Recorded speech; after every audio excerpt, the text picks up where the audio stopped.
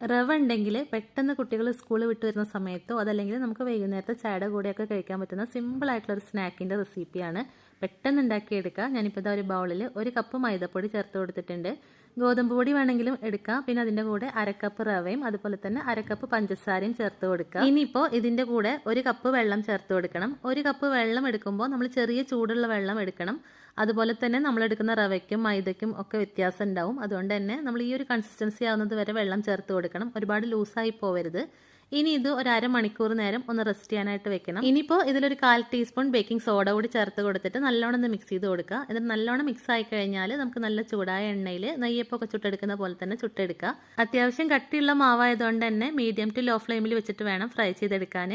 ഉൾഭാഗം നല്ല സോഫ്റ്റ് ആയിട്ട് ഉണ്ടാവും. അതുപോലെ തന്നെ പുറം ഭാഗം നല്ല മൊരുമൊരാന്നാണ് ഉണ്ടാവുക. അപ്പോൾ ഒരു തവണയെങ്കിലും ട്രൈ ചെയ്ത് നോക്കണം. പെട്ടെന്ന് ഉണ്ടാക്കിയെടുക്കുക. വളരെ കുറച്ച് ചേരുവകളേ ഉള്ളൂ.